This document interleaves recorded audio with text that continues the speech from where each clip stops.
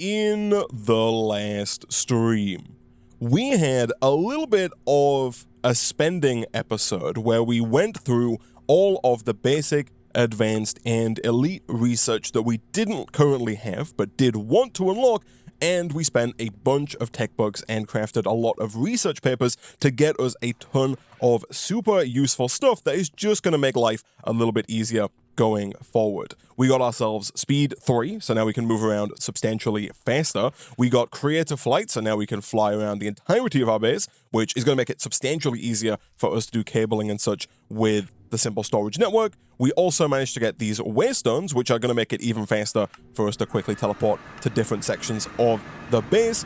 And right at the end of the last episode, we unlocked both XNet and Laser IO, which are going to be super useful because right at the end of the last episode, we were also talking about a slight problem that we were having with our ore processing system, because all of the ores were making their way to this chest, but they weren't being extracted fast enough, and therefore the whole system was kind of getting overloaded with ores. They were starting to spew out on the top, and this chest over here was starting to fill up as well. Now, between streams, I have made a few changes to the base. I have finished up the bottom level of the base here with some more of these center cut dark oak logs, and I've put down some of the miners on the bottom level here and connected those up with link cable. My thought process here is that I want to move all of the miners that don't require any ore processing down to this bottom level. So I've moved the clay down, I've moved the sand down. I've also, for the time being, just gotten rid of the gravel and grout miners because I don't think we need them. We're not really using gravel at the minute, and I don't really see a use for grout at the moment either. You can use it to make clay, gravel, coke, brick, sand, and clay again, but we have all of those being automated in different ways, and so unless there's another recipe in the future that requires either of these, I don't really think we need the miners for them. And so yeah, I've kind of moved a few miners down here. The reason for that is that I wanted to free up some space so that we could put down our diamond miner, our emerald miner, and as we saw in the last episode, I also want to get a little bit ahead of the game and make space for the osmium miner and the uranium miner. And so we're going to go with maybe diamond here, emerald here, osmium here, and then the last one that I've moved is the cobblestone one, which is over here. So maybe we'll put uranium over here. Speaking of the cobblestone miner, I am going to move this down to the lower level of the platform, but in doing so, I think I'm also going to upgrade to quintuple compressed cobblestone. Right now, we have got this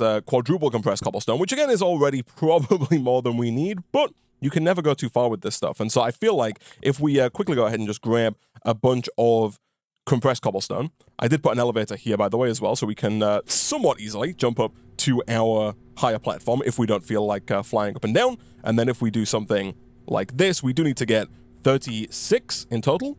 I was really hoping that would pull that from my inventory, but it didn't. That is fine. We can do this manually like so. One more should get us almost there, and boom, we've got 42 quintuple compressed cobblestone. If we want to mine quintuple compressed cobblestone, we need the tier 6 support frame. Thankfully, the tier 6 support frame is the support frame that we already have down here. And so now, with this down, we should be able to start producing quintuple compressed cobblestone, which is equivalent to 531,000 cobblestone per block, which is a staggering amount of cobblestone. Again, maybe more than we need, although there is a quest right at the end. There's a final Technium quest that does want us to hand in 8 9x compressed cobblestone, 8 noctuple compressed cobblestone, which is a staggering amount of cobblestone, but we should be able to get there slowly but surely if we keep upgrading this kind of as we go. And I'll leave this here for now. We can always come down and grab some cobblestone should we need it. And so yeah, real quick, let me grab the diamond ore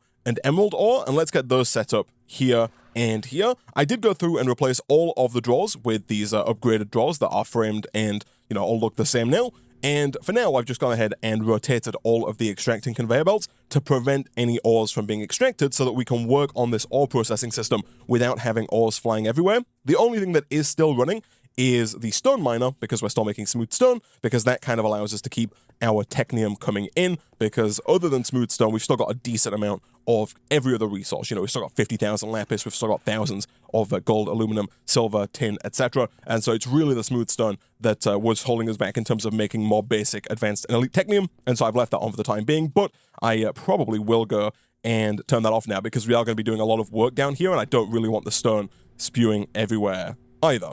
So a quick stack of diamond and emerald ore later, we can just throw these down. Thankfully, again, tier 6 support frame is the support frame required for both diamond and emerald ore, and so we'll just go 1, 2, and 3, and then the same over here, we'll do 1, 2, and 3. Fantastic, and cool. Now we should be getting diamond and emerald ore. I will go ahead and lock those drawers, again, just to make sure that nothing else makes its way in there. You're not working. Is emerald ore... Emerald ore is tier 7 support frames. Oh, I see. Okay, I thought they were both the same. That is fine. We'll come back to the emerald ore because obviously we're not processing the diamonds just yet, and so we probably don't have enough diamonds to actually set up the tier 7 support frame, so we'll come back to that before the end of the episode. But over here, I would like to make some changes to this setup, and we're going to do that using Laser IO. And so if we go to Laser IO, the core of this mod is the laser connectors and the laser nodes. And to make these, we first need to start with raw logic chips. In this pack, these are made with redstone dust, golden nuggets, signalum ingots, and elite technium. I am going to go ahead and probably make like a stack of those right from the get-go, because we're going to need a lot of these chips going forward, and it's going to be easier if we just make a bunch of them from the get-go instead of coming back and manually making them again and again and again, which is going to be a little time-consuming. So let us go ahead and do something like this. I also have a feeling that our chests are probably full because it's not letting me put anything back into the system, which is not ideal, and we'll do something like that and like that to hopefully get up to at least a stack, and then for now we can just throw those into our jumbo furnace to quickly smelt them from raw chips into the logic chips, which again are required for basically all of the recipes in the Laser IO mod. Over here we are full up on storage space, which is not ideal. We do have 3 diamonds, and we do have, I guess, 28 diamond ore here, so we could quickly do something like this, and I guess just for the sake of it, also like that, to try and get a couple more diamonds, just to allow us to upgrade to diamond chests. We should probably look at making a few more chests in general, just so we're not relying entirely on these 4 chests in perpetuity, but for now, let's do something like this. I also did say many episodes ago that this was temporary, and it's kind of been here for a while now, so I do need to move that sooner rather than later. For now, though, logic chips acquired. Let's put those back in the system, and let's see if we can't make ourselves at least one of these laser nodes. In fact, to make those, we do need laser connectors. The laser connectors require iron, glass, redstone, and logic chips. Easy enough. We'll make a few of these, maybe 8 for now, and then we'll also go ahead and make some glass pins with regular glass, ideally, not with green glass. And then we can make the laser node. Nice. And I'll make 2 of these for now. So essentially, the way that this works is that we can use these nodes to transfer either items, fluids, energy, or redstone, which is super powerful because it allows you to transfer all of those things within 1 block space, which we currently can't do. Right now, we need 1 block space for energy with the flux duct, we need a different block space for the conveyor belts, and then we need a 3rd block space for kind of pulling the items out of the pulverizer. So with Laser IO, we should be able to do all of this on one side of the machine, as opposed to having to do it on 3 different sides. The idea is, basically, that you can throw down a laser node, like so, and let me quickly grab some item cards just to show off how this works. So the item cards, easy enough. We do need a ton of golden nuggets by the looks of it. One thing we've not been doing up until now, but that we definitely should be doing, is investing in compacting drawers. Compacting drawers are similar to regular storage drawers, but they give you the option of pulling the resource out in one of 3 forms. They're especially useful for things like ingots because they allow you to pull the ingot out either in ingot, nugget, or block form. And so if I quickly make a framed compacting drawer here, and we color that with the standard combination of polished smooth stone and dark oak logs, we can then use this kind of in place of our gold drawer here. I am going to put this down first and lock it, because otherwise I have a feeling that some random junk is going to make its way in there. But if we put this in here, hold on, let me, usually that becomes available in different forms. Let me try putting the gold nugget in. That still doesn't work, eh? Has this been changed? Okay, so apparently this just doesn't work. I've tried making a non-framed drawer to see if that did anything. I'm not sure if that's a bug.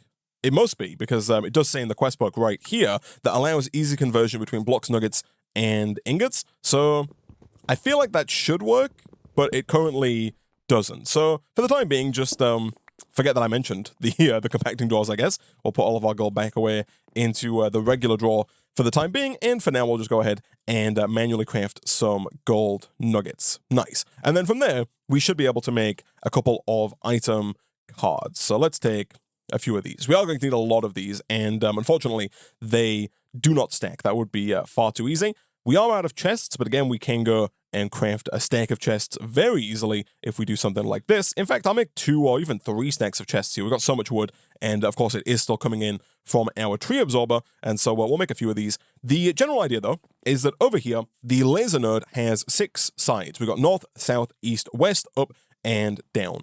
And you can press, F3 to find out which way you're facing. We're facing south, but it's also easier if you just right-click on a side of the node, it tells you which side you're on. So this is the north side. Again, we were facing south before, so that is south. And if you right-click here, it opens the south side, and you can toggle between the different faces in here.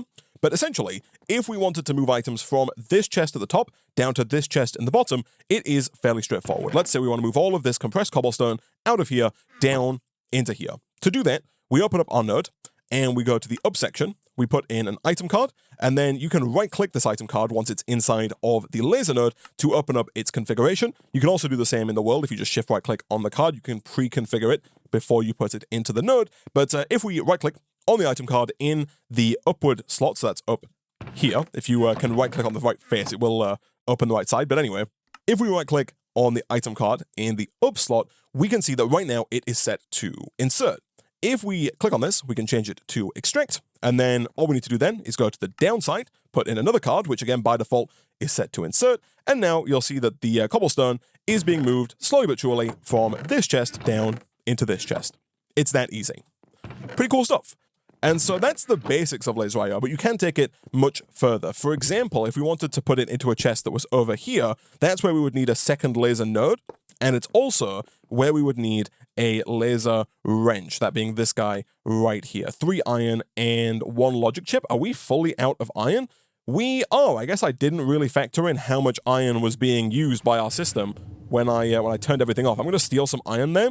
I don't think we're going to need that much iron for our laser IO stuff here, so hopefully this is okay. But if we take this laser wrench and we shift right-click on this laser node, we can then right-click on this laser node, and you'll see that it says connection exceeds maximum range of 8. So if we were to move these closer, we should be able to make this connection work. You'll see that's still connected, and boom. Now these two are connected, and so now we've still got the cobblestone in here. If I put that same insert card on the downside here, it's still going to move the cobblestone over. And so now the cobblestone is being moved from here down and down to here, because we have the extract card pulling from the up side of this laser node, which is the top side connected to the chest, and then over here we have an insert card set to the downside on this node.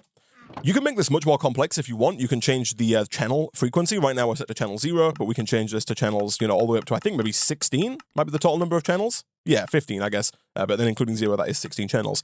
And so if I change this to channel 1, it's going to stop transferring because now they're not on the same frequency. And so if you want to send things to different places without having to do complex filtering, you can just use the channel system, and that allows you to send different things to different places without having to set up multiple laser nodes, right? For example, let's say that we wanted to send something that wasn't cobblestone to another chest that was like right here. We could put another card in the up slot. Right now, that's going to start receiving cobblestone, which, I'll move the cobblestone up there. Let's say that we want this one, which is currently set to the orange channel, to receive gold gears. We could put the gold gears in a separate chest, have that extract on the orange channel, and then that will make its way down and into here. You can do the same thing with fluids, you can do the same thing with power, and you can do the same thing with redstone signals as well. And so using power cards, you can have power inserted and power extracted. And so with just one node, we should be able to power kind of all of our induction smelters, as well as be able to insert and extract from all of them. If you want to go more than 8 blocks, by the way, before we were going over here and it said 8 blocks is too far away, that's where these little laser connectors come into play. With the laser connectors, you can use these to kind of extend the range of the laser setup. So you can put one there, and then you can go on over here, and then shift right-click and right-click. That's too far. Let me put one here, maybe? Is that close enough? That's close enough, and then that is close enough. So you can use this, and then you could put another node over here, and then use that to send things over really long distances. But anyway, now that we know how this works, let's go see if we can't use it in practice for our induction smelters. So I am going to clear out a good chunk of my inventory here because we've got a ton of stuff that we don't necessarily need to be carrying around with us. And I'm probably going to pick up basically everything that we have over here. We turned off the stone, that's all good. Over here, we do still have some ores that are trying to get processed. I'm just going to move this out of the way for the time being. As I mentioned in the last episode, my plan here is going to be to centralize power, so we're going to move, I think, all of our lapidary dynamos to a different location, at least temporarily, until we get a better power source. And I also think that we're probably going to be done with the conveyor belts, at least for this section of the setup. I'm probably going to keep the conveyor belts for the top bit here, just because I quite like watching all of the ores move around. But once we get to this chest, I think we're going to stick to laser IO for moving everything around. So let's go ahead, pick all of this up, and then I think what is going to be most efficient here is if we take all of these induction smelters, and I do want to be careful not to lose any of these down into the void if I can avoid it. We've got so many of these slot seals, which we are going to need, but for now take up a staggering amount of inventory space. But my thought process here is that we can almost certainly take one laser node and use it to set up 6 induction smelters. So if we were to put an induction smelter here and throw a laser node on the top like that, we should be able to go ahead and throw down induction smelters kind of all around this node. Now, right now, I don't think we have enough induction smelters to do that. We're missing 1. But that's fine. We should probably be able to make an extra induction smelter, assuming that we have the iron, which I think we should have because we do have some invar here, and we can, of course, go ahead and throw that into our metal press. We could probably also do with getting like an extra multi-servo press that we can use for general purpose crafting like this, because while the metal press does work, the multi-servo press can be made to be substantially faster, which would be nicer. But either way, let's come over here and let's see if we can't get one more induction smelter. For that, we are going to need one more bit of sand, which thankfully we now have. And cool, we'll put that on top, but we'll do that in just a second, because what I want to do first is I want to make sure these are all configured correctly. So thankfully, with Thermal Expansion, you can shift left click to disable all of the inputs and outputs, and then we're going to set the back to this kind of orange-blue hybrid, which means that the back is going to be set to both insert and extract.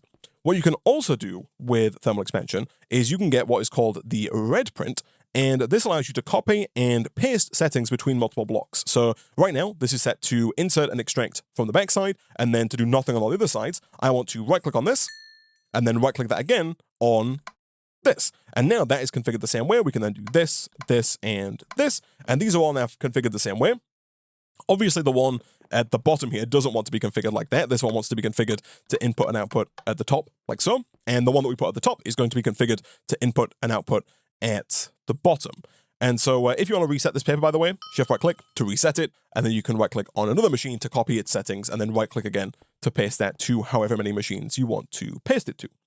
So now this is done, we are going to put insert cards into every single one of these sides, because every one of these needs to receive ores from somewhere, right? And for now, we're just going to make sure that these are all set to their default value, which is channel 0 and insert. And we want to make sure that we have at least 6 item cards to make that happen. Right now, we do not have 6 item cards, but that should not be a problem. We should be able to make some more of them fairly easily. Let's take 1, 2, and 3 more. So currently we have one in the upside. We want to make sure that we have one in the down, the north, the south, the east, and the west.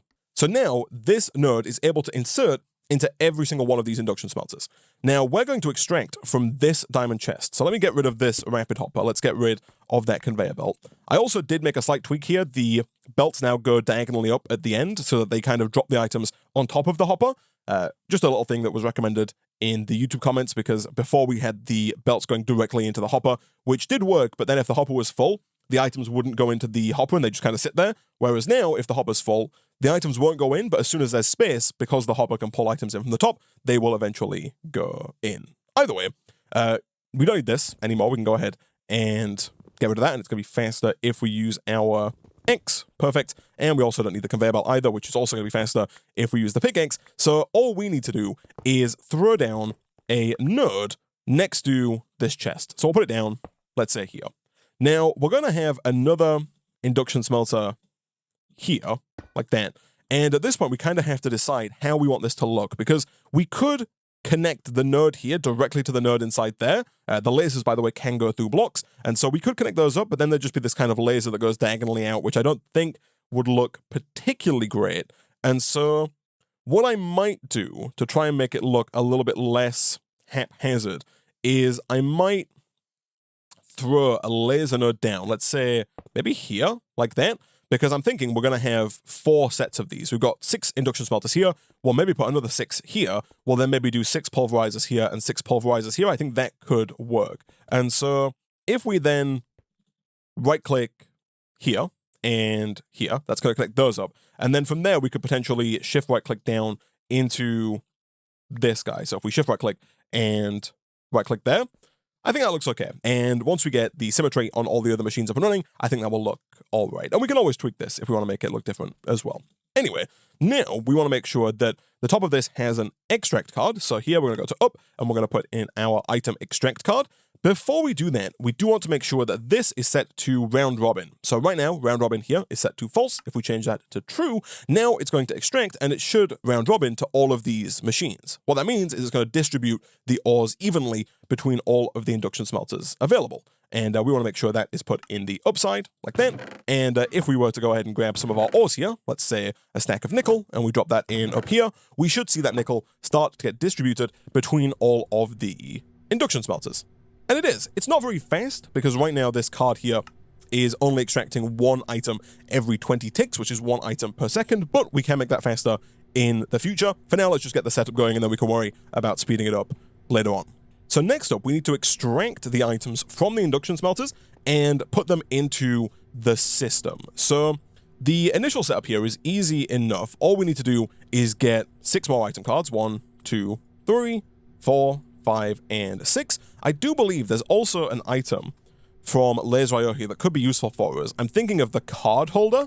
The card holder is pretty straightforward. It does require 4 iron, which of course we don't have, and I'm also not sure if we have any iron backed up over here anymore. We don't. We've managed to burn through the entirety of it. I also don't think that any of our current systems use iron either, which is not ideal. One thing we could do is we could just go and temporarily steal some iron ore here, and although it's not particularly efficient, if we smelt that up inside of our jumbo furnace, that will get us a couple of ingots to work with here. Good stuff. We need to make sure we don't put any of those in the system, otherwise they will get taken away from us. If we go 1, 2, 3, 4, this gets us the card holder, and the card holder is useful in that it allows you to configure a bunch of cards all at once. And so if we were holding all 6 of those item cards separately, like we were a second ago, we'd have to go through and shift right-click on each one to configure them in the same way. Whereas with the card holder, we can right-click on the stack of insert cards, we can change them all to extract, and now, if we take them out of the card holder, we can take them out one at a time, and we can just put them into each side of the node here. So again, one is going to go, oh, and this is, I believe, the card holder. So if I was to put this back in here, it frees up inventory space, and now in here, you can see that the item cards that are being held in the card holder are visible. So we can take one out and put it into each slot, and we can kind of pull directly from the card holder into the node. And so now each one of these is set to insert and to extract, which is perfect. We just now need to send a place for those extracted items to go to, and for that, we kind of just want to have one centralized chest that's going to have an import cable to pull all of our items into the system. So we kind of got to decide where we want to put the kind of final chest, and I'm just thinking about, for symmetry's sake, where I want to put that. I'll probably put it in the center here. So let me get rid of a couple of these, because we're not going to need anywhere near as many of them as we currently have. I did also do a little bit of cable tidying between episodes. I tried to make it a little bit neater. We had quite the haphazard array of cables at the end of the last episode. But anyway, if we quickly get rid of the remaining cables here, ideally, I would like to use Ultraline, but that is going to connect there, which is not ideal. Let's get rid of you, and let's get rid of you. Perfect. So we want to put down just one import cable, which I'm going to put right here, like that, and then we'll connect that up to our pre-existing cable using the standard network cable. So we'll go and do this and this. And in fact, just to make it look a little nicer, I'm going to do that, and we'll get rid of these cables here.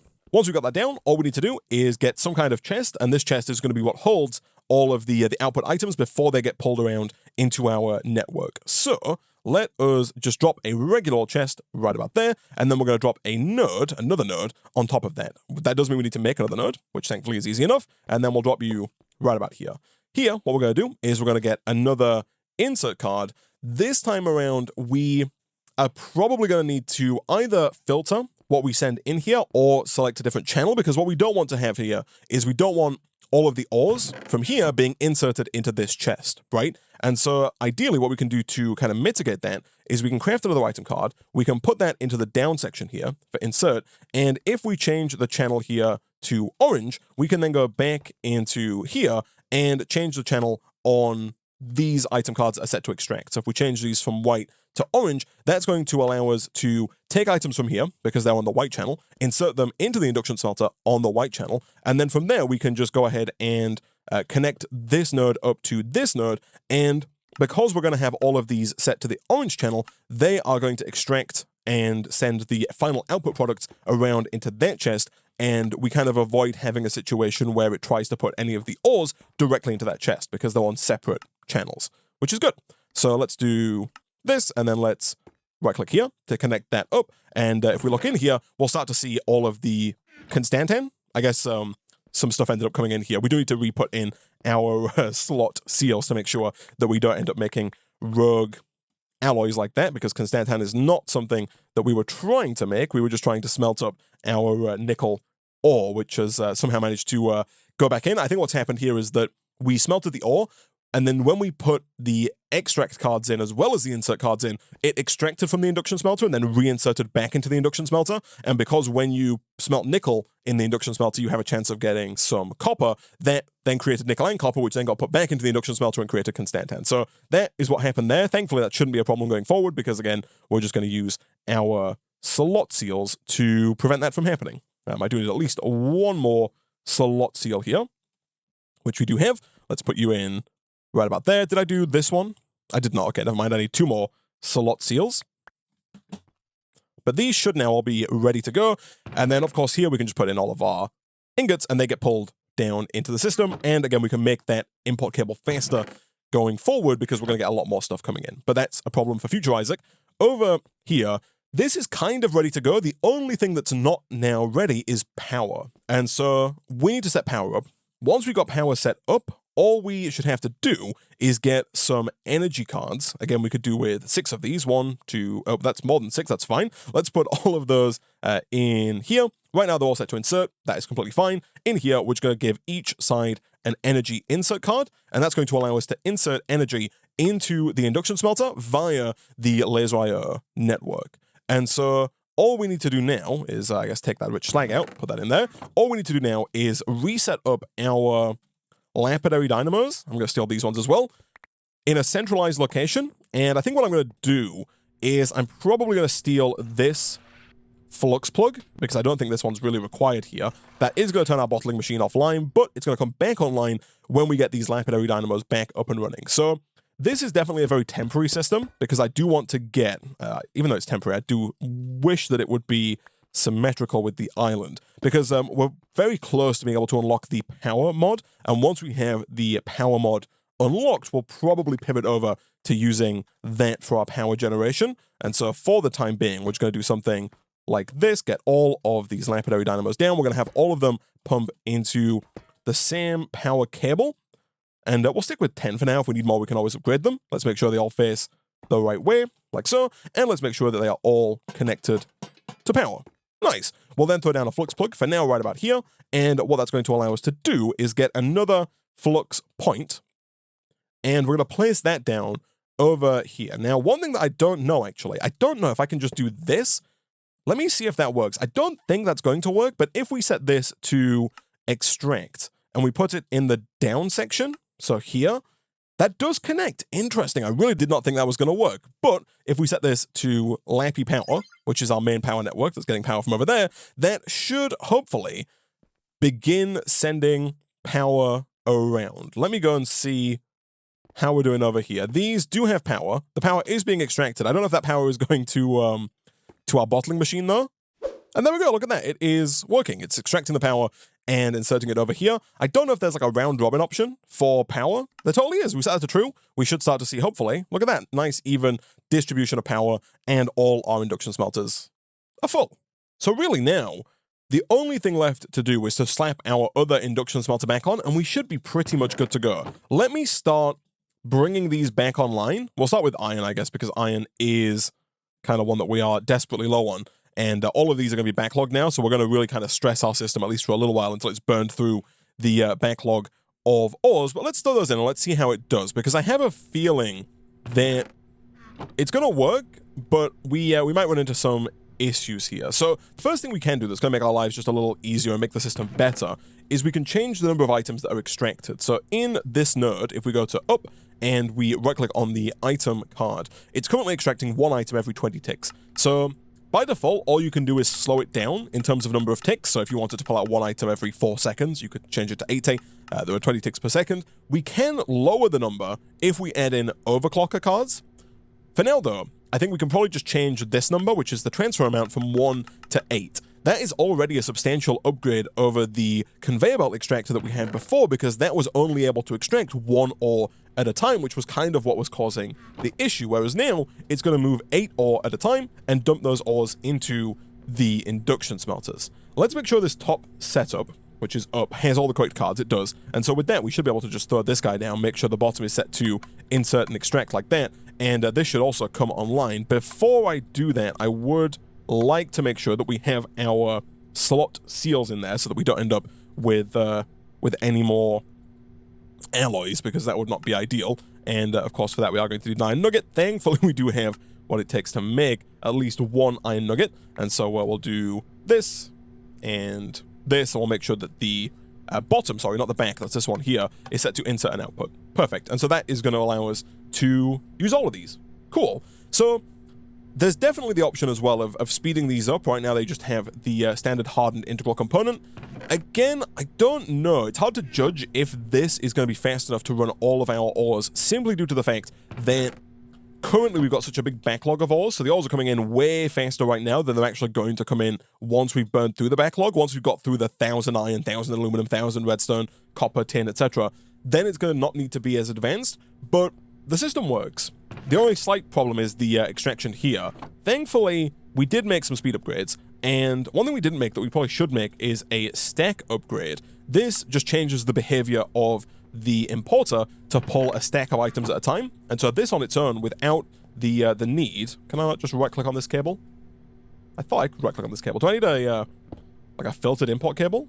I didn't think we normally needed one of these, but I will make a filtered import cable, just so we can right-click on it. If we put that down and try that again, can I now open this? I can. And if we put the stack upgrade in here, that should now start pulling a stack of items at a time, as opposed to 1 item at a time. I think it does pull from the first slot here, so if I move the iron over, you'll see it took the full stack of iron there.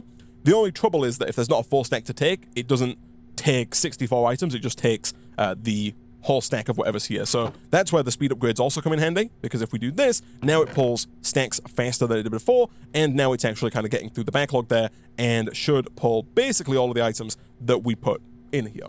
And if we really wanted to, we could also look at adding more of these. We could put like a 2nd, 3rd, 4th, 5th, 6th import cable onto this chest to really start to extract a lot faster if this turns out to be a problem, but I don't necessarily think that it will. And so real quick, I am just going to go ahead and I think make 6 more induction smelters, kind of duplicate this setup on the other side here, and then we can start turning all of our ores back online, at least all of our ingot making ores back online, and then after that we can look at doing the same thing with pulverizers to get those back online as well.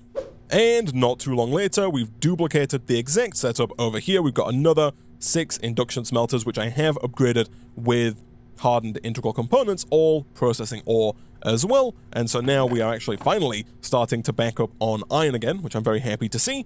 And I also did throw down the exporters again over here to allow us to begin exporting lapis to these lapidary dynamos, and so now power is being generated for the entirety of the setup. One thing we could do that has been recommended by the Twitch chat is we could potentially put an intermediary buffer down. For example, these are basic Flux storage blocks here from the Flux Networks mod. These would allow us to store some energy. At the same time, there's also the energy cube, I believe, from Mekanism, and the energy cell, I think it might be called, from Themal Expansion. This one requires cured rubber and holds 1 million, whereas the Flux Networks basic storage can hold 2 million. It does require a couple of these flux blocks, but for the most part, they shouldn't be too difficult, I don't think. I'm hopeful that we've got a decent amount of ender ore now over here. We do indeed. And so we could take those, kind of just throw them down into our pulverizers, like this. At the end of the last episode, we did make a bunch of blaze powder, so we got a lot of that ready to go. We just pulverized a ton of the reception coils, so that really isn't a problem. And then we should, from there, be able to make a couple of Eyes of Ender, assuming we have Ender Pearls, which of course we can get. We do have to craft these. I forget, that's fine. Boom, boom, and boom. We'll turn them all into Eyes of Ender for now, and then we'll make really as many of these as we can. That should allow us, hopefully, to make a couple of these. Whether or not we have enough to make 6 is to be seen. We do need some more flux dust. Also, shouldn't be a problem. Can we make 1, 2, 3, 4 more? We can. And with that, we have a flux storage. And the idea here is that essentially, if we just put this here, that should hopefully start filling up with power from the bottom. Never mind. It looks like the way this works, we put this back down, and I think it might just receive power from the network. It does. Okay. So I've not actually used these before, but it looks like it's filling up, which is good. And I guess the idea here is that we can kind of take a look at this to see whether or not we have a problem with power. Because if this is empty, that means that we're not storing power. I assume the power goes from here to here. We'll set this to like priority 20, which means I think the power should go here first. And then I assume the power can move from here out to our flux plugs, which would be ideal. We do seem to be losing power, which is not ideal. If that fully runs out, we can take a look at what the problem is and potentially look at increasing our power output, either with higher tier augments or with just more dynamos. For now, though, over here we have another problem, and that problem is glass, because we had a problem a second ago. I needed some glass, and we didn't have any. And I came down to look if we had any sand, and we also didn't have any. We are backing up on sand at the moment, but that's only because I've turned off this induction smelter. I set the redstone control to high, which means it requires a redstone signal to work, and because it doesn't have one, the machine has stopped. If I turn this back on, it starts making glass. That glass then gets turned into glass bottles. Those glass bottles then get filled with lava over here, and because we're making the lava quite quickly, thanks to these ruby blocks on top of our fluid absorber, we are kind of just deleting glass here, and by extension, we're just deleting sand, because all of our sand is being produced quite quickly. We've got ruby blocks down here, but you'll see we're already losing sand again. We were at 230 a minute ago, now we're at 219, 217. The sand is being taken, it's being smelted, and then it's being filled with lava, and then because this drawer is full, or used to be full until I turned the whole system off, the excess glass bottles are just being deleted. And so we were running into a problem where we never had any glass because all of our sand was being deleted via this glass bottle system. Thankfully, I think that Laser.io might provide a fairly easy way for us to automate the turning off of the bottling machine when the drawer that holds the lava bottles is full. So if we can get 2 more nodes here, my thought process is that we could put 1 node down, let's say right about here, and we could put another node down right here, because this port, that little red dot, is where the redstone control for the bottling machine is. If you put a lever on that and flick it, it will turn off the bottling machine. So what we should be able to do is, if we go to ant storage drawers, I believe that there is a upgrade we can make that emits a redstone signal for total storage, or potentially even this one here, the emits signal for least full slot. I think that could be ideal, or even this one here, emits signal for most full slot. I think they basically do the same thing. So if we take this and we put it in here, this drawer should now emit a redstone signal based on how full it is. Let me give that a quick test. If we get some redstone and I put it down like this, you'll see we've got a power 12 redstone signal coming out of here, and this has got 53. That should go up to 15, I think, power once that gets up to 64. So what we want to then do is get some redstone cards. And I've actually never used Laser.io to move redstone around, so this is also kind of new to me, but I think that it should be basically the same idea here, where we can have the top of this, so the up section, set to input. That's where the redstone signal is going to come from. And then over here on the opposite side to this is the west side, so we want the east side. We're going to put in this card, but we're going to set it to output. And we'll set it to strong, maybe. And ideally, I would have thought that that might work. Now, the trouble that we could run into is I don't know if the redstone signal kind of goes from the drawer down into the laser node like that. Oh, and also, of course, yes, of course, chat, I need to link them. Thank you. That's my bad. Boom, boom. Does that work? It totally does. Look at that. Now, this setup probably doesn't work particularly well. Let me change this to weak. I don't know if that changed anything. The reason that I don't think this works particularly well, I have a feeling that it's only going to work now if there's basically nothing in this drawer, because right now this is outputting a signal equal to its fullness level, which means I think it's only going to emit no signal when it's empty, which I think is kind of fine though. That means that we're only going to make the lava bottles as and when they're needed, but we do already have 64 backed up over here, and so the fact that this won't turn on again until it is empty, I think is fine. Let me give that a quick try. If I take the full stack out, yeah, that makes one lava bottle and then stops. It doesn't make the next one until that first one gets used, and then once that first one's used, that makes another one. That's perfect. Okay, cool. We'll put this all back in, and we'll leave that there. So that, I think, is a pretty good solution to the problem that we were having, in that now we can leave this online, because now the glass should start to back up in all of this. The bottles should start to back up. You can see they are doing already. Do these have a downgrade in? They do. From there, this drawer here for glass will start to back up. We could even look at adding a link cable onto this to allow us to access that glass remotely, because it would be quite nice to be able to use that glass without having to go and grab it manually going forward. There we go.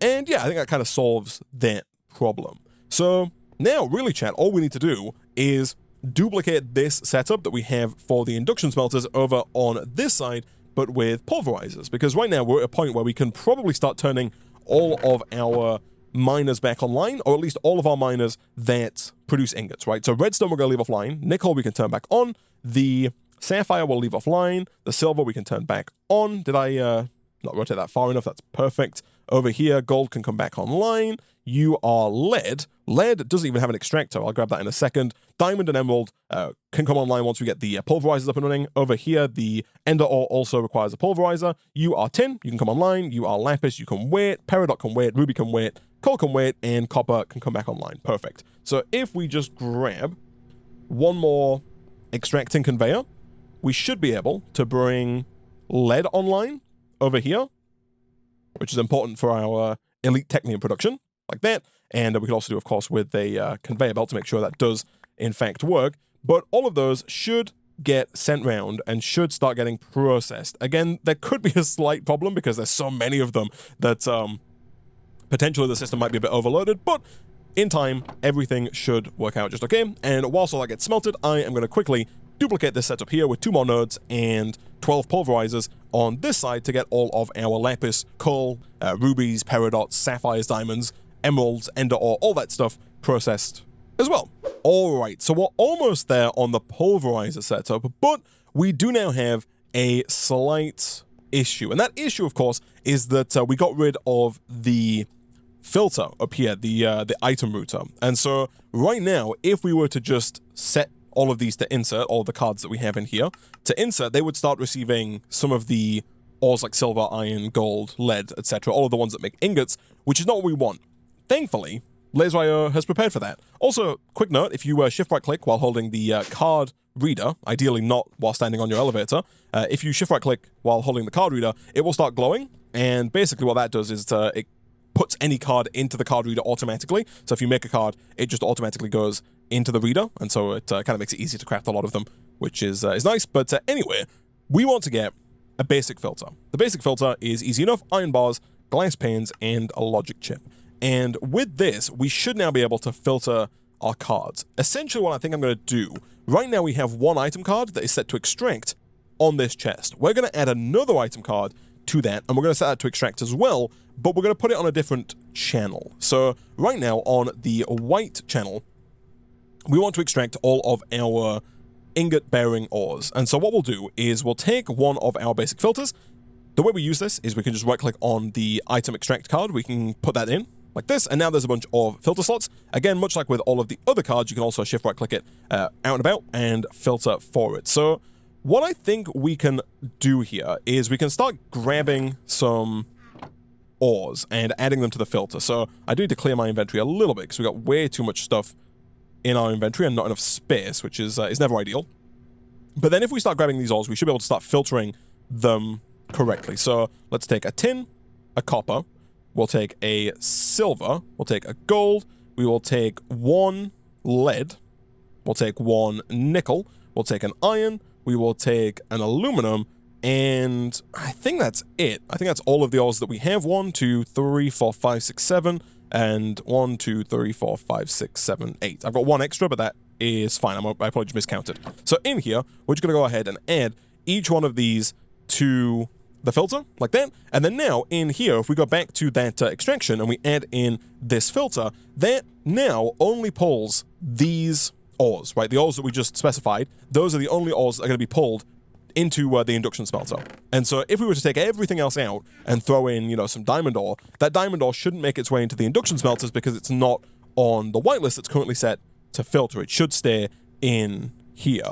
And so now what we can do is we can do the exact same thing with the ores that we want to go to the pulverizers, right? So here we're going to go ahead and add, you know, diamond ore. Eventually we'll add emerald ore, but we don't have emerald ore currently. And so for the time being, we want ender ore, that's one of them. We also want the lapis ore, we want the peridot ore, we want the ruby ore, we want the coal ore, we want the redstone ore, of course, and we also want the sapphire ore, and I think that is about it. I do need to add stone, actually. I didn't think about stone, but I do need to add stone to the other whitelist. So over here, this one needs stone as well, because we do want our stone going to the induction smelters, and I also just accidentally deleted gold, I think, from the whitelist there. Let me quickly go and fix that up, like so. Fantastic. And so now, back in here, if we go ender ore, diamond ore, lapis, redstone, ruby, coal, peridot, and sapphire, and we change this, let's say, to a different channel, and by change this, I mean let's get our card, let's change it to extract, let's put in the filter, and let's set it to pink, for example. So now, in here, we're going to put in another item card that is set to extract, and then I have already put all of my item cards in their respective slots here, but I'm going to take all of these insert cards back out and put them back in the card reader, because once they're all in the card reader, that's going to make it easier for me to change them all to the pink frequency. So once we have all 12 back inside here, we can just right-click, change that to pink, and then we can go through and put these all back in, and now we should start distributing the ores that don't produce ingots to the pulverizers. One thing we do need to do that I didn't do just now is we do need to set this card to round robin true. That's going to distribute all of the ores just like we're doing on the other side. And with that, this setup is almost ready to go. All we need to do is finish putting these cards in, and we need to connect up our laser connector. So shift right click and right click. Same over here, we will shift right click and right click. This is already connected here. We'll do the same here. We will take you and connect it there. I realized on this side that we did the connection here, but we didn't do the connection here. It works though, because the connection here kind of goes up, around, across, around, and down. So these can still output that chest. It's not symmetrical, which annoys me, but it's also a bit of a pain in the backside to take down this induction smelter. We are having a bit of an extraction speed problem, maybe? Are you set up correctly? You are set up correctly. I do wonder why that's not extracting all of those that fast. Maybe we need to speed up the node inside of it, to be fair. That could be a problem that we're running into. For now, though, over here, this should be good to go as soon as I configure the machines, because that is something I have not done yet. We do still have our red print, and so I will take that, and we can just shift right-click to clear, right-click to copy, and then right-click to paste, paste, paste, paste, paste, paste, and paste. Fantastic. And then you input and output at the top, like so. Shift right-click to clear, right-click to copy, and right-click to paste. Nice. So that should be good to go. Of course, the reason nothing is coming in is because right now we don't have any of these ores coming in. So real quick, let's go around and set these all to extract again. And let's also get 2 more extracting conveyor belts for the emerald and the diamond.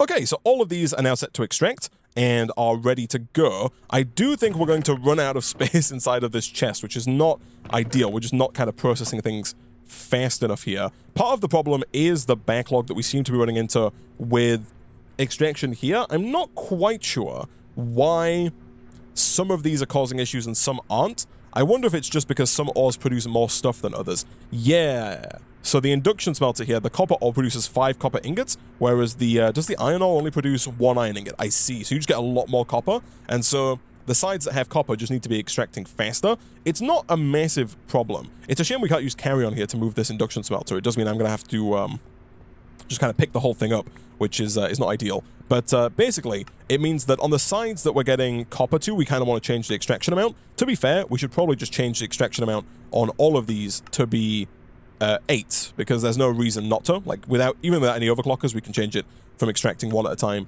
to extracting 8 at a time, which just seems like a sensible way for us to go forward here, just to make it that little bit faster. I do seem to have lost a slot seal on my way. There it is. Let me put that back in here, and there shouldn't be any of this stuff in here.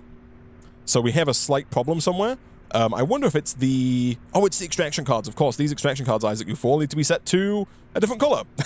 That's my bad. They need to be set to orange. Okay, hold on. Let me take all these extraction cards out real quick to hopefully stem some of the bleeding here. We need to set these to orange so they go to the output chests and not to the input chests. We could even potentially go with a different color. I've put down another chest here, mostly for symmetry, because technically all of the stuff would go to this chest. But to be fair, if we make another item card and we put it into the down slot here, we could set that to insert and make it like blue, and then we could change all of the other extract cards that we just got, make those blue as well, and that way all of our stuff that is not ingots should go to the other chest, this one right here. Again, not strictly necessary. We could send everything to this chest, but for symmetry, I think this looks nice, having a chest here, and there's also the factor that the importer is not that fast, and so if we were to send everything to the one chest, I think the importer would get overloaded pretty quickly, and then we'd have to put down more importers kind of all around it, which just wouldn't look as good. And so, for the time being, we'll leave that there, and let's make sure that there's nothing like rogue hanging out in any of these slots. You'll see that we're not backing up on copper anymore, which is good. So we are over here, but that's because we've not configured this node properly yet. But all of these are looking fine, and so let me quickly dump some of this. Are we, yeah, we got a slight... We've got a slight problem. Unfortunately, there's no chest bigger than the diamond chest, so that's currently our max setup. Also, I should have changed all of these when I had them inside of the card. We want to make sure all these are set to extract 8 items at a time as well, because without it, they are also going to run into the same problem that we were having with copper. Thankfully, it's not too difficult to change these, and we might want to go and temporarily try and stem the bleeding a little bit here by maybe turning some of these back off again, specifically the ones that are causing kind of big problems for us, which are mostly the ones that we kind of just turned back on. So let me temporarily turn all these off, and then back down here, let's make sure all of these are indeed set to 8. We'll also then do the same over here. We'll get rid of you, and we'll once again set all of these to 8 to make sure all those copper ingots getting extracted. And then once we've got that taken care of, we can then put our other pulverizers back down, those being here and, of course, here. Do want to make sure that is set up correctly to input and output to the bottom. And then really all we can do now to try and work through the backlog faster is kind of just speed up the machines, because the speed of the machines is really our limiting factor, and then after that potentially the power could also be a limiting factor. We do want to make sure we get a filtered import cable down on here, so we'll take one of you, we'll drop that down right about there, because that's also going to back things up, and then we could do with the speed and stack upgrades if at all possible. There's also a slowness upgrade apparently, which I did not know about, but fair enough. We also need aluminum dust of all things, so do we have any aluminum? We do. Could I get 2 aluminum dust, please? Boom. And then over here, let's get all of those in there. Boom and boom. We should hopefully see all of that getting extracted fast enough. And yeah, now I'm going to quickly see if we can't make integral components for all of these, but I think we'll probably look at upgrading kind of all of our integral components. We've got Invar integral components in all of these, but I kind of want to get the next tier of integral components, that being the reinforced ones, into everything. It really shouldn't be too difficult. We've got enough advanced technium, we've got the hardened integral components, Electrum's super easy to make, and we're actually backing up, I believe, on Signalum over here. Yeah, we've got 64 there, we've got another 64 there, and I assume another 64, well, another 4 stacks in here. So we've got loads of Signalum, and so that should be pretty easy to do. And then flux linkage amplifiers can also be used. These are Not too expensive. We got loads of lead. We got loads of electrum. It's just a case of smelting it all and running it all through either a metal press or the multi-servo press. But yeah, let me quickly go see if I can't make like 24 of the reinforced integral components and then at least 24 flux linkage amplifiers. I kind of think we want at least one of these in each. And then from there, we'll also take a look and see how we're doing on power. I might as well, while we're at it, also make another 10 of the hardened integral components so we can upgrade these from hardened to reinforced. So we'll go for 34 of the reinforced integral components and see if that helps us. Chat is also right here that we could use our time in a bottle. We've got 3.5 hours in here now.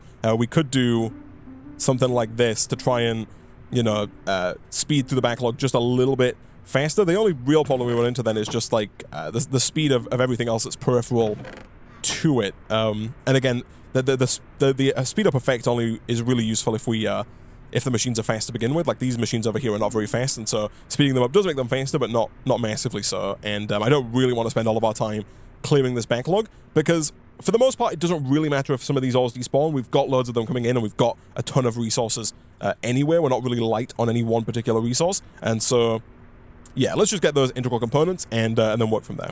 All right, so a lot of gear making later. We now have all of these machines upgraded with the reinforced integral components, and I've also upgraded the dynamos as well. We made exactly 34 of the reinforced integral components. So now these are all online, and all of the machines, apart from the ones that have flux linkage amplifiers, are all using 60 redstone flux per tick. And currently you'll notice that we don't have the power to kind of keep up with this. There are two problems currently. The first is transfer, because I think we do actually have a lot of power being made. We've got 120 RF per tick being generated by each one of these dynamos. We've got 10 dynamos down. But over here, this laser node is currently set to extract at 1,000 redstone flux per tick. So that's currently our limiting factor. If we get some of those overclocking cards from before though, let's say one of these card overclockers, and we put that in, that should allow us to increase that amount. So if I do this, we can now, by default, if I click here, nothing happens. But if I put the card in, now we can increase that up to 4,000. You can stack these as well, by the way, so you can put in multiple overclocking cards. I think up to, it's either 8 or 4. The answer is 4. With 4, we can go, I think, all the way up to 64. Never mind, 100,000 redstone flux per tick. So this can now transfer a ton of power to all of these machines. And so now the limiting factor will just be the power generated by the lapidary dynamo. That's currently our limiting factor. So we could go with higher tiers of components, or we could go with the dynamo augment, that being the auxiliary reaction chamber, which allows it to burn through fuel faster to make more power. For this, we need silver gears, signalum plates, and hardened glass. We do have, I believe, quite a bit of hardened glass. We're at 21 ready to go, so we could make 21 of these. Silver gears and signalum plates are going to be easy enough. Silver we have in abundance, and despite the fact that we just used over 4 stacks of signalum, I think we do still have a decent amount of it over in here. We do indeed. We could just go ahead and take 2 stacks out of there. And one cool thing you can do over here with the time in a bottle is you can make this metal press quite fast. So if we do this, and let's say we drop the signalum here because we need silver gears, not the silver plates, we'll drop the signalum down, and then if you use your time in a bottle on the bottom block here, you can make this a lot faster. It does start using more power, but then we can just speed it up by speeding up the lapidary dynamo here, and that's going to very quickly make a bunch of signalum plates for us. And once that is done, then we can swap out the plate cast there for the gear cast, and we can do the exact same thing with silver to get the silver ingots as well. We can probably stop this here, actually. We don't need that many signalum plates. We'll swap out the plate mold for the gear mold, and then we'll drop down all of the silver as well. You could put the silver in the hopper, but then you're into the situation where the hopper is not fast enough to keep up with the metal press. And so if you're going to do any speeding up like this, I would recommend just dropping the items directly onto the metal press. You could also, I think, if you wanted to look at speeding up the hopper, but that seems like just extra work that's not necessary. So let's do this, and let's make as many of these as we can, which in this scenario is 7.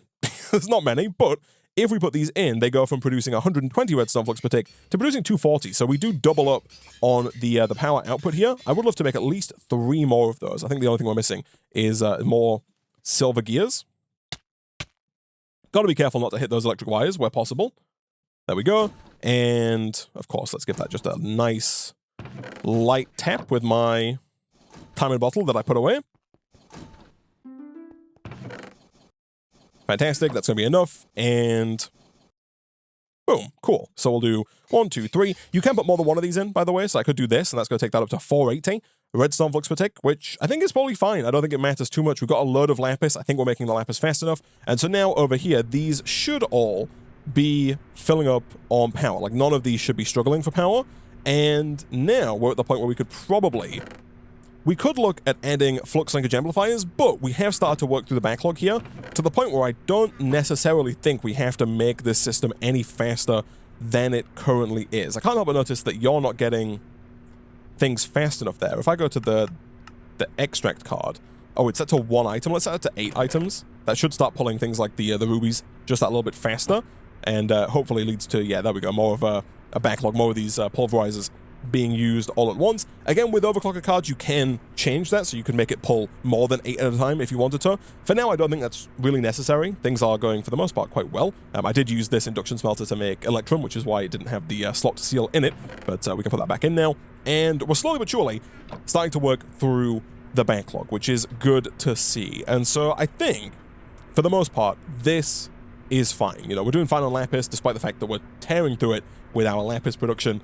And yeah, this is all working much nicer than it was before. There is still the chance of overflow if things clog up. It shouldn't clog up because of the fact that we've got void upgrades over here. So everything that is made in excess should just be deleted. I can't help but notice that copper's not being pulled in. It's quite possible we don't have a void upgrade on the copper draw. We don't, and we are full up on copper at this point. I also do wonder if we are just full up on storage. Like, has the system put stuff in here? It has, yeah, which is not ideal. That's fine. Let's put a void upgrade on there, and let's do this real quick. One thing we do need to do is get the higher tier of support frame. We need 36 of this so we can get the emerald ore up and running. And once we have the emerald ore, we can start to make the highest tier of storage draw upgrades, which are going to allow us to hold just a staggering amount of kind of all of our resources. Right now, we're just using gold draw upgrades, but emerald upgrades are the highest tier 5 upgrades, and they're going to allow our draws to just hold a lot more than they currently do, which I think is going to be ideal.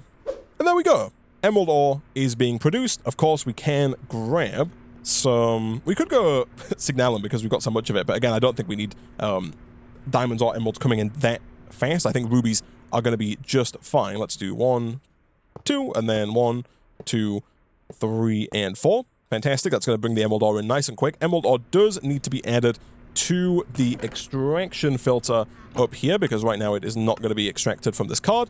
Someone did ask if I could drag emerald ore from here. You totally can.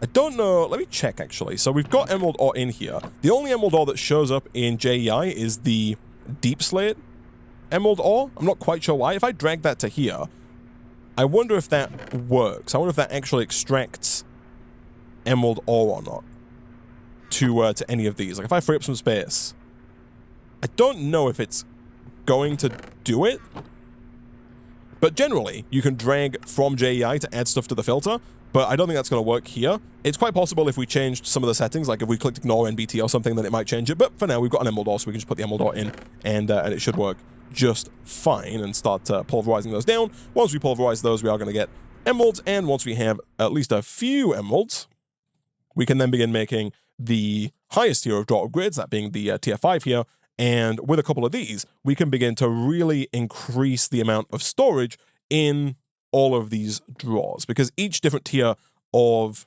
upgrade increases the base storage amount by a different multiplier. And we'll hold off on gravel and grout because those are not really in need of a higher storage amount. But basically, the gold storage increases the base value by 8 times, and the emerald does it by 32 times. So you get 4 times as much storage with a tier 5 upgrade. Each one of these draws starts with a base storage amount of 2,048, and so every gold upgrade that you add gives it an extra 16,384 slots, whereas every emerald upgrade that you add gives it an extra 65,536 slots. And you can put in multiple emerald upgrades to really start to rack up the storage inside of these drawers. But yeah, now we hopefully have an ore processing system that is working fast enough. I am going to go ahead and turn all of this back on, because hopefully it should be okay. I didn't realize I'd turn iron and aluminum back off. I thought those were online. But let's turn everything back on here. and let's see if it's working, because we do have a backlog, but once the backlog has been cleared, the ores are not coming in so fast as to overwhelm this, I don't think, especially given that we were kind of doing okay before. The problem was really just the extraction up here, and now that we have even more machines, and the fact that they're all upgraded means that all of this should be working quite nicely. And yeah, next time, I think we'll come back. Chat is right here, actually, that we don't have a storage drawer for emeralds. That is true. I also don't know if we have one for diamonds, actually. I don't think we do. Let me put down this drawer for emeralds, and let's also get a drawer for diamonds as well. As soon as we get our key, how many diamonds do we have? We've got 1,000 diamonds. Yeah, we need to get those into their own drawer ASAP. We'll do the same with emeralds as well, because those are going to start coming in thick and fast. And we could also, of course, do with emptying out all of the copper and stuff from here and kind of clearing out some space in there. But we could also do with making 2 more of these drawer upgrades to allow us to, hopefully, upgrade our emerald and diamond drawers as well. Make those just a little bit bigger. Fantastic. We can also do with putting void upgrades on all these drawers as well, just to make sure that in the worst case scenario, we don't end up with something like this, where we end up with just a ton of stuff backing up, especially on gravel, actually. It looks like gravel is one of those things we are getting as a byproduct on a lot of the induction smelting and pulverizing that we're doing, and so we could definitely do with getting rid of any excess gravel, because it is starting to clog up our system. And again, I don't really think that we're going to need thousands and thousands of gravel going forward. Could be proven wrong on that, but again, if we are getting more gravel via a gravel miner, is not really going to be a problem. So next time we'll come back and we'll start with the Mekanism questline here. We'll unlock the osmium, we'll get an osmium miner down, we'll start working on getting some of these Mekanism machines, and we'll begin finally working towards the ultimate Technium ore. So hopefully start to work on a better source of power, and of course we can push on from there after the fact. This is, I think, doing just fine. Yeah, I like it. Of course, there is still space here for flux linkage amplifiers if we really want to. By the way, having 2 of these in doesn't do anything. You'll see the power usage here is 120. It doesn't change. It only uses the highest tier integral component, and so if you ever find yourself with 2 in here, then you could take 1 out. The reason there were 2 in there is because if you have 1 in and then you shift right click another 1 in, it just leaves the other one in there, which is not ideal. So do want to make sure you take those out, because they can be used elsewhere for other stuff. But anyway, for now, I'm going to go ahead and wrap up this episode of Techopolis 2 there.